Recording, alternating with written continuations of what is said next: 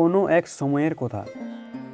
এক রাজার একটি বিশাল ভব্যময় রাজপ্রাসাদ ছিল, আর ওই ভব্যময় প্রাসাদে একটি সুন্দর বাগান ছিল। ওই সুন্দর বাগানটিতে আঙ্গুর গাছ ছিল, আর সেগুলিকে দেখাশোনা করার জন্য একজন মালি ছিল। প্রত্যেক দিন একটা চড়ুই পাখি সেই বাগানে আসতো এবং আঙ্গুর গাছের উপর আক্রমণ করত।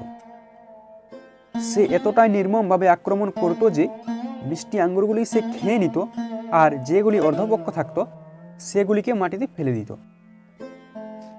এই ব্যাপারটা নিয়ে মালি অনেক পরেশান ছিল, আর সে মনে মনে ভাবতে থাকে, যদি এভাবেই দিনের পর দিন চলতে থাকে তবে নিশ্চয়ই চড়ুই পাখিটি একদিন সম্পূর্ণ বাগান নষ্ট করেই ছাড়বে। সেই চড়ুই পাখিটিকে তাড়ানোর জন্য নানা প্রকারের প্রচেষ্টা করল, কিন্তু কোনো সমাধান খুঁজে পেল না। আর একদিন রাজার কাছে গেল, আর রাজাকে বলল, মহারাজ, মালিক, আপনি কিছু করুন, কারণ বাগানে আঙ্গুর গাছের যে কোনো দিন শেষ হয়ে যেতে পারে।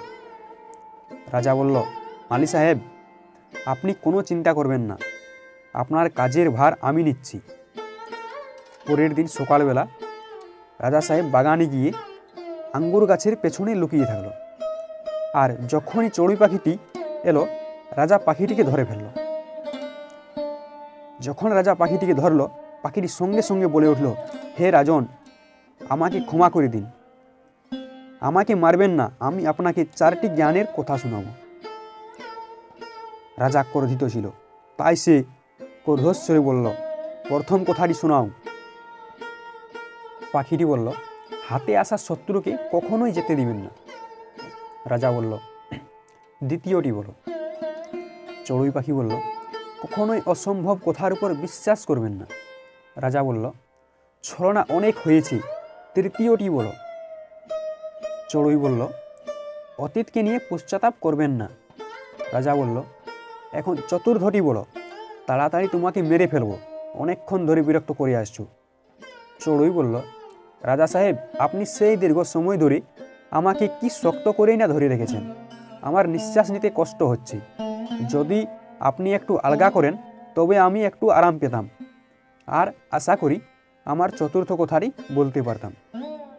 রাজা হাতটি আলগা করলো, আর পাখিটি উড়ে গাছের ডালে বসে পড়ল, আর বলল, রাজা সাহেব, আমার পেটে 2টো হীরা আছে। রাজা পশ্চাতাপ করতে লাগলো আর উদাস হয়ে গেল। রাজার এহেন অবস্থা দেখতে পেয়ে চড়ুই বলল, রাজা সাহেব, আমি আপনাকে যে 4টি জ্ঞানের কথা বলেছিলাম সেগুলির প্রথমটা ছিল যে হাতে আসা শত্রুকে কখনোই ছাড়বেন না। আপনি হাতে আসা শত্রুকে অর্থাৎ আমাকে ছেড়ে দিলেন। দ্বিতীয় কথাটি বলেছিলাম, অসম্ভব কথার উপর বিশ্বাস করবেন না, আপনি বিশ্বাস করে নিলেন। যে আমার এই ছোট্ট পেটটির ভিতর 2টি হীরা আছে। তৃতীয় কথাটি বলেছিলাম যে অতীতকে নিয়ে পশ্চাতাপ করবেন না, আপনি উদাস আছেন, আপনি পশ্চাতাপ করছেন। বাস্তবিক তো আমার পেটে একটিও হীরা নেই, যেটা নেই সেটা ভেবে আপনি পশ্চাতাপ করছেন। ওই চড়ুই পাখিটি 4টি কথা রাজাকেই নয়, আমাদেরকেও বলেছে।